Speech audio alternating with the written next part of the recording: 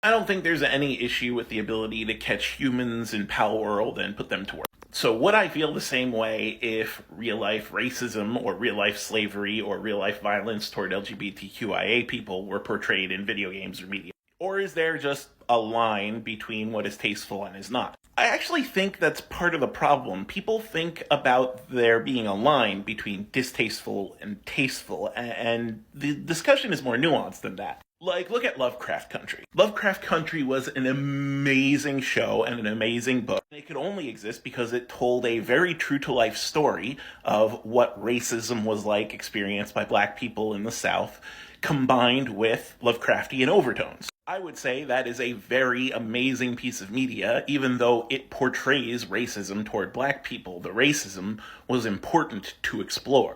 But, like, there are board games that very casually portray slavery, like Puerto Rico. And in general, people feel like that is in poor taste because it's not exploring that. It's just using it as a game mechanic. And that feels exploitative. But then there are RTS games that show, like, lower-born people being used as workers while higher-born people are used as, like, warriors and knights. And that is, again, not as distasteful because it's not directly reflecting a real-life event. Like, whenever you're portraying something like this, you have to ask, A, how closely is it portraying something that actually happened in real-life history?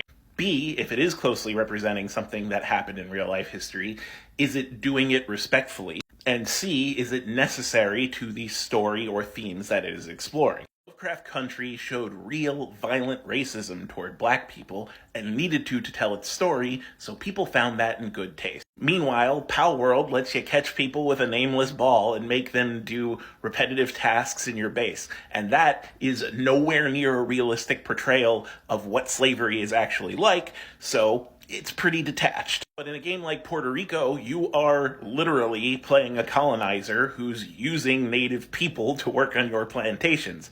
And that is largely seen in poor taste. Even though in the game it's abstracted that you're just moving little brown circles around, but, like, it's still pretty much in poor taste. Similarly, like, we're pretty much okay with killing in video games. We know that killing in video games doesn't promote violence. If a mission in a video game had you going around committing hate crimes and saying you're an awesome person for doing so, like, that would be in poor taste, right? But then again, we have, like, Baldur's Gate 3, where you could go around and just slaughter a bunch of goblins, and that's kind of a fantasy hate crime, and we don't look at that in poor taste. So yeah, there's multiple dimensions here. Things aren't gonna be 100% permissible or 100% distasteful. Like, the world does not exist in black and white. You're always going to have to ask these questions about any portrayal of racial violence or violence against a minority or an oppressed people. And I would say catching a random bandit in a Pal Ball doesn't really count as violence against an oppressed people. Like, that's why it's more or less kind of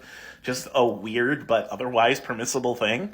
It's always going to be on a case-by-case basis. I mean, look, there are, like, dictator simulators like Tropico, but they are made in such a way that they're not really glorifying what it means when you oppress people, even though part of that game is, like, actual oppression. So there's a lot that you can do to portray this stuff tastefully. It's just going to be different on a case-by-case basis. There's no one line that suddenly you cross and you're in the bad territory.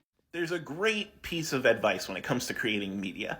Ideas aren't bad, execution is bad. Again, if you told me the idea, I'm going to make a Lovecraftian piece of media that shows real brutal examples of real-life racism experienced by blacks in sundown towns in the South, I would say that's probably a bad idea. The way Lovecraft Country executed it was brilliant, so it's not the idea, it's the execution.